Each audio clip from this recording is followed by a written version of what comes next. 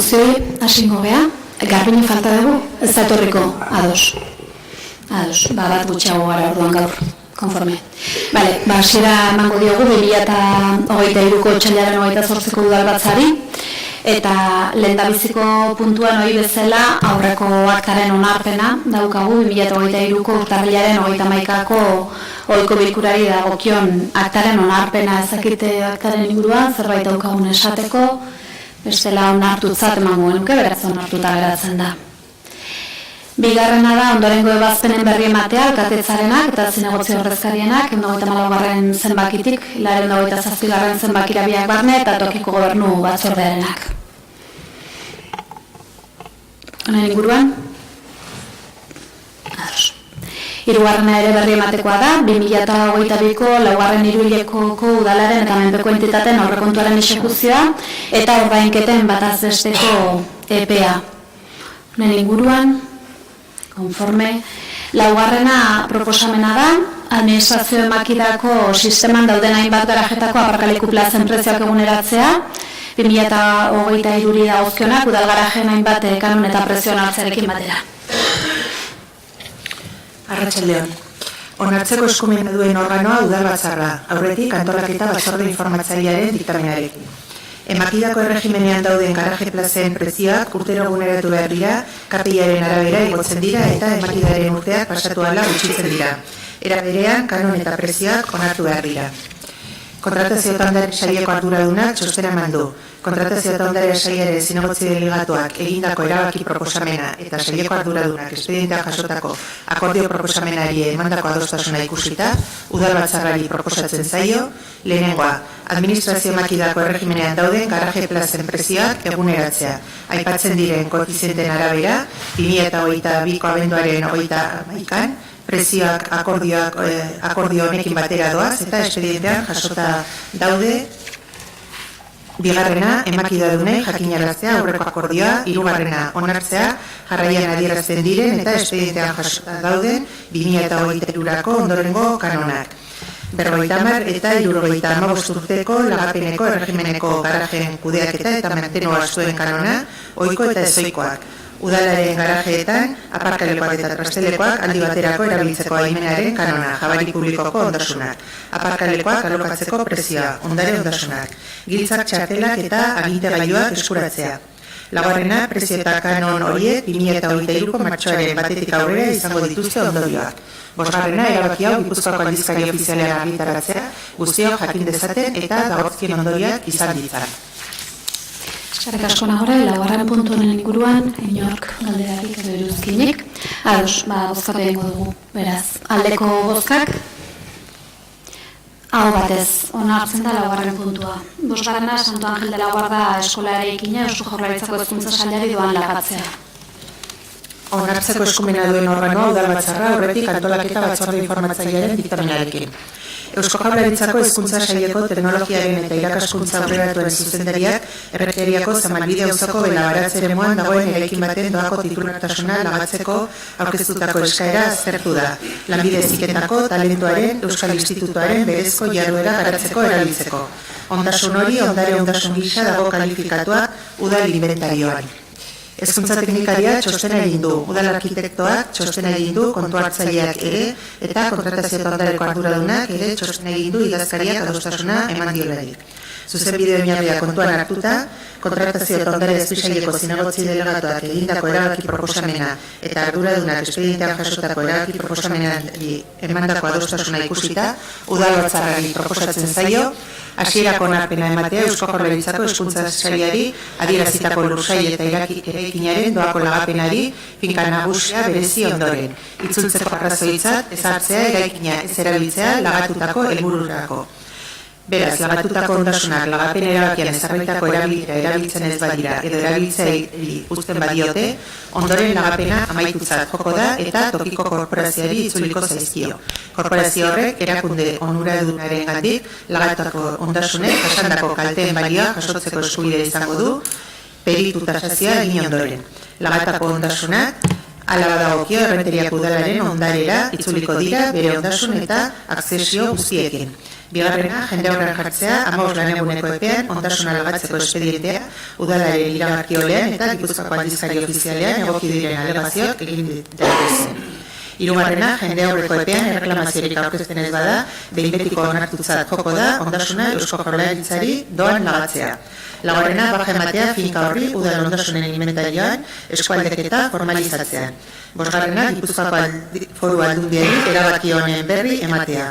Seigarrena, ahalmena ematea alkateari akordiorik gauzatzeko behar diren dokumentu guztiak sinatzeko.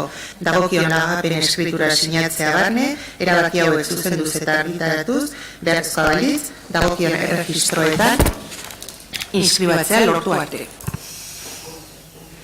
Eskerrik asko nagore gai honen inguruan galderarik edo iruzkinik. Vale.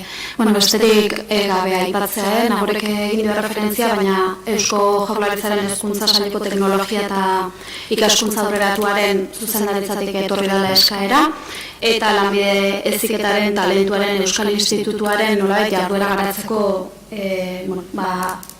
erabiliko litzatekela nolabait gaur egun erabiltzen ez den eraikin bat 2016an hitzarmen bat sinatu zen, eta hor Don Bosco oarsoaldea teknika eta udalaren arteko hitzarmena izan zen, eta asmoa zen lanbide heziketatik zetozen enpresa ekimenen aztegi edo izatea, azkeneko 2 urteetan ez da erabilera horretarako erabili, eta egoki ikusi da, beti ere lanbide heziketarekin lotuta, eta nolabait Don Boscorekin eta teknikarekin batera referentzialtasuna indartzeko asmoarekin, lagapen hori egitea. Orduan, informazio hori guztion eskura egon dadin, azalpena. Eta honekin, bozkatzera pasatuko ginateke, aldeko bozkak, hau batez onartzen da 5. puntua. 6. puntua litzateke proposamena Errenteriako udalaren 2023 urterako lanpostu zerrenda aldatzeko proposamena. Hain justu. Onartzeko eskumena duen organoa udalbatzarra antolaketa batzorde informatzaileak irizpena eman ondoren. Udalbatzar 2022ko abenduaren 20an 2023ko aurrekontuaren onespena zela eta onartu zuen udal honetako langile plantilla eta lanpostuen zerrenda. Orain aldaketa batzuk egin beharra ikusi da. Kultura departamentuak dagokion txostena eman du, bestalde gizarte zerbitzutako departamentuaren txostena ere jaso da, eta azkenik akats bat atzeman da eta hori ere zuzenduko litzateke. Zuzenbide oinarria kontuan hartuta, gizabalioetako arduradunak txostena egin du eta idazkariak oniritzia eman dio. Ikusirik udal kontuhartzailearen fiskalizazio txostena, udalbatzarrari proposatzen zaio, lehenengoa udal honetako lanpostu zerrenda aldatzea ondorengoean. Kultura ondare, arte, artisautza eta museoen arduradun lanposturako eskatzen den titulazio akademikoa aldatzea, denboraldi baterako lanpostuen zerrendatik kentzea etxez-etxeko laguntzailearen lanpostuko 1-13 dotazioa, denboraldi baterako lanpostuen zerrendan sartzea etxez-etxeko laguntzailearen lanpostuko beste dotazio bat 3 kodearekin, eta berariazko osagarriaren urteko zenbatekoa zuzentzea basozaina lanpostu berrian. Bigarrena, lanpostuen zerrendaren aldaketa Gipuzkoako aldizkari ofizialean argitaratzea. Eskerrik asko nagore honen inguruan, iruzkinik edo komentariorik, konforme. Bozkatu ingo dugu aldeko bozkak, 12 aldeko bozkak, kontrako bozkak, abstentzioak, 8 abstentzio, onartuta geratzen da. 7. puntua, LGTBI+ politiken aholku kontseiluaren eraketa eta funtzionamendua arautuko duen erreglamenduaren araudiaren hasierako onarpena litzateke. Onartzeko eskumena duen organoa udalbatzarra, aurretik herritar batzorde informatzailearen diktaminarekin. LGTBI+ pertsonak eta kolektibak egindako eskaerari erantzuteko 2018an Errenteriako udalak LGTBI+ pertsonen diagnostikoa egin eta 2019ko ekainean aurkeztu zuen diagnostiko horretan proposatu ziren ekintzetatik abiatuta heteroarauetan zentratzen ez diren politika publikoak garatzeko konpromisoa hartu zen eta ekintza plana osatzeko 2021ko maiatzean parte hartze prozesua abiatu zen. Ekintza plana osatzeko parte hartze prozesua metodologia ezberdinak izan izan ditu. Modu batean zein bestean, 50 pertsonak parte hartu dutelarik. Prozesu horren ondorioz, Errenteriako LGTBI+ pertsonen bizi baldintzak hobetzeko ekintza plana onartu da 2022ko maiatzaren 17an egindako tokiko gobernu batzarrean. Ondoren, ekintza planaren aurkezpen publikoa egin zen eta era berean ekintza plana errenteria.eus aterean eskegi zen. Araudi planaren laugarren aldaketa onartu zen tokiko gobernu batzordeak eta bertan aurreikusi zen araudi honen onarpena. Araudiaren xedea da Errenteriako LGTBI+ politiken udal kontseilua sortuz topagune bat eratzea udal kudeaketaren aholkularitza, kontsulta eta jarraipen organo gisa. Organo hori udal jardueraren hainbat arlotako lehendik daudenei gehitzen zaie, eta haren funtzioak osaera, bileren maiztasuna eta seriotasuna bermatzen laguntzen duten beste gai batzuk zehazten dira. Organo hori kide anitzekoa izango da eta herritarren parte hartzea izango du. 2022ko abenduaren 13an LGTBI+ mahaiko kidei proiektuaren berri eman zaie.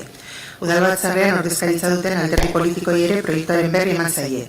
Berdintasuneko teknikaria proiektuaren aldeko txostena eman du. Aholkulari juridikoak aldeko txostena eman du eta idazkaria bere egin du adostasun eginbidearen bitartez. Berdintasuneko zinegotzi delegatuak egindako erabaki proposamena eta akordio proposamenari emandako adostasuna ikusita, udalbatzarrari proposatzen zaio, lehenengoa, LGTBI politiken aholku kontseiluaren erreglamendua araudiari hasierako onespena ematea. Bigarrena, jende aurreko informazioa interesdunei audientzialdea irekitzea 30 eguneko epez, erreklamazioak edota iradokizunak aurkezteko audientzialdia, iragarkia, Gipuzkoako aldizkari ofizialen eta webgunean argitaratu egingo da. Inolako erreklamaziorik edo eta iradokizunek aurkeztu ezean, ordura arteko behin-behineko akordia behin-betikoz onartutzat hartuko da. Eskerrik asko Naure, honen inguruan iruzkinik edo... Eskerrik asko, oroa radieraztea gure taldea ados dagoela aholku kontseiluaren eraketarekin. Horrekin ados gaude, gure taldeak ekarpen batzuk egin zituen, batzuk ez dira aintzakotzat hartu, orduan gure bozka abstentzia izango dela adierazi nahi dugu besterik gabe. Eskerrik asko. Eskerrik asko, Eli. Beste iruzkinik? Iñaki? Bai. Arratsaldeon guztioi, buenas tardes a todos y todas. Para los socialistas, los derechos LGTBI+ son un elemento central para una sociedad que aspira a ser igual y justa. Aunque aún queda mucho para crear una sociedad realmente inclusiva y acogedora para todas las personas, independientemente de su orientación sexual o identidad de género. Tan solo debemos de mirar unos meses atrás para ver los mensajes LGTBI-fóbicos, especialmente hacia las personas trans, que se han manifestado en diferentes foros públicos, así como en redes sociales. Y es inaceptable que hoy en día, en una sociedad que se hace llamar moderna, siga habiendo este tipo de agravios, cuestionamientos e incluso señalamientos públicos hacia las personas del colectivo. Más allá de discursos altisonantes, creemos que con la creación de este Consejo Asesor que estamos aprobando, estamos avanzando en una nueva concepción de los derechos LGTBI+, que vienen para quedarse en la Errentería. Es por eso que desde el Grupo Municipal Socialista hemos presentado una batería de propuestas, ya que para este grupo es fundamental crear este foro que tenga como finalidad el institucionalizar la colaboración y fortalecer el diálogo permanente entre las administraciones públicas y la sociedad civil en materias relacionadas con la igualdad de trato, la no discriminación por razón de orientación sexual, identidad o expresión de género y de reforzar la participación en todos los ámbitos de la sociedad de las personas LGTBI+ y sus familias, así como órgano facilitador de la participación ciudadana en la vida política, económica, cultural y social de Errentería. Que sirva y ejerza funciones consultivas para promover y estudiar actuaciones y para construir entre todos y todas los programas o políticas en materia LGTBI de ámbito local desde una óptica multidisciplinar. La lucha a los derechos de las personas LGTBI es una marcha que esta sociedad inició hace años, de la mano de muchos colectivos, asociaciones y personas individuales que nos reclamaban su espacio en las políticas públicas y su reconocimiento como ciudadanos y ciudadanas iguales.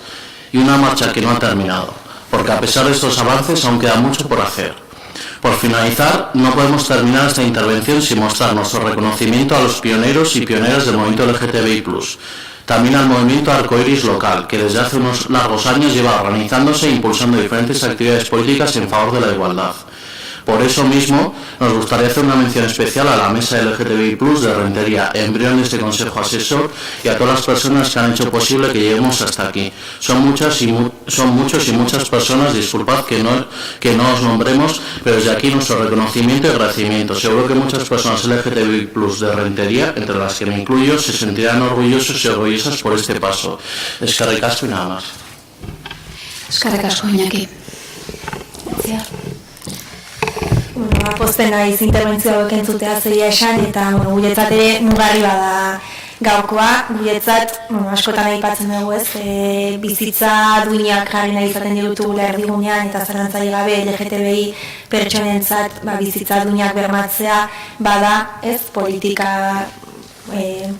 publikoetan ere, justu ere ekintzak martxan jartzea eta politikak aktibatzea ez, eta gaur pasatzen dena pleno honetatik, bada justu politika horiek egikaritzeko espazio formal bat, juridikoki eratutakoa eskaintzea herrian LGTBI kolektiboan lanean dabiltzan pertsonei, LGTBI pertsonei hori bar, edo nolabait ikuspegi feminista batetik ere politika hauek ahalbidetu nahi dituzten. Beraz, guretzat bada mugarri oso pozgarri bat, eta baita ere da pozgarria nolabait hemen entzutea aitortza ere, seguraski ondaino ez duinakelako iritsiko, justu ere urteetan zehar eta urte luzez LGTBI pertsonek osatu duten mugimenduak lan izugarria handia egin izan ez badu, ez? Azken finean instituzioetara badakigulako, nahi baino beranduago iristen zaizkigula politikak, eta zalantzari gabe egin mugimenduak egindako lanaren ondorio dira kasu honetan. Nik ere, pixka bat nahiko nuke testuingurua jarri lehen idazkariak aipatu badu ere, kontseilu hau ez delako hutsetik hasten, hain justu ere ez, eta badaramatagulako urte batzuk kontseilu hau eratzeko nolabait hazia ere egiten, ez? Eta hazi hori nik ustut, jarri zela lehengo aurreko legegintzaldian diagnostikoa egikaritzeko prozesua abiatu zenean, diagnostiko parte hartzaile bat izan zen, herritar askok parte hartu zutena, eta nolabait eman ziguna radiografia edo argazki bat, ez? Momentu hartan LGTBI kolektiboak herriko arlo eta eremu ezberdinetan bizi zuen egoerarena, ez? Eta diagnostiko horrek legegintzaldi honetan, bide eman dio hain justu ere ekintza plan bati, nolabait argazketan soilik ezin dugulako gelditu instituzioetan, eta ekintzetara pasatzera gokigulako hain justu ere politika publikoak egikaritu zez, eta horixe da orain hilabete batzuk tokiko gobernu batzordetik pasa genuen eta adostu eta aprobatu zen ekintza plana, eta ekintza plan horretan zegoen jasota hain justu ere gaur hemendik pasatzen dugun aholku kontseilu hau egikaritzearen mugarria, berri esango diot, edo ekintza bera. Eta hau esan da, Alderdi Sozialistako kideak aipatzen zuen mugimendua bera, eta nik ere mentzio egin nahi diot LGTBI mailan erreferenteekin lelopean lanean aritu diren kide guzti horiek, baina baita ere nolabait mugimendu hauen sorreran 70, 80 hamarkadetan herri honetan lanean ibili ziren guzti horiei, eta egia da guk normalean izen-abizenak ez dizkiegula jartzen mugimendutako kideei, uste dugulako aitortzak kolektiboak direla, eta jende asko utziko genukeela aipatu gabe izenak eta abizenak esaten hasizkero, ez? Baina gaur bereziki kontekstuagatik bai uste dugu izen eta abizen batzuk ekarri nahi ditugula udalbatza honetara, uste dugulako udalerri honek eta udal honek ere zor diola pertsona bati, Mikel Martin Konderi, aitortza hori, ez? Bera izan delako gure herrian eta gure herriz gaindi ere erreferente oso argi bat politika hauetan, ausarta, nekaezina, eta ikusten ari garen bezala, ez, bere azken eman arte politika hauen sustatzaile eta gidari izaten ari dena, eta horregatik aipamen xume hau egin nahi genion batzuetan izen-abizenak ekartzea ere garrantzitsu delako erreferenteak sortzeari begira, eta belaunaldi berriei ere pertsona honen legatua uzteari begira. Eta, hau esan da, bukatu nahi nuke pixka bat politika hauen egikaritzeaz arago ere, ze balore daukan gure udal gobernuaren zatez, 11. aholku kontseilu bat eratzeak, askotan aipatzen dugu gobernantza partekatuan sinisten dugula, herritarrekin garatu nahi izaten ditugula politikak, boterea partekatzeaz hitz egiten dugu, eta bai, sinisten dugu zinez horrelako kontseiluak eta horrelako espazioak badirela herritarrekin politikak modu partekatu batean diseinatu, plangintzatu, egikaritu eta ebaluatzeko espazio batzuk, ez? Eta, bai, justu ere, kasu honetan LGTBI politikei espazio hau ematea gobernantzaren ikuspegi honetatik, guretzat bada urrats garrantzitsu bat, gobernantza partekatu horren bidean ere espero duguna urte luzez irautea. Beste gabe, mila esker. Eskerrik asko Itziar, eta bozkatzera pasatuko gara, aldeko bozkak, 18 aldeko bozka, abstentzioak, 2 abstentzio, onartuta geratzen da 7. puntua. Eta 8. galdera eskariena da, galdera eskaririk badago, honekin amaitutzat emango genuke gaurko udalbatza, eskerrik asko guztioi.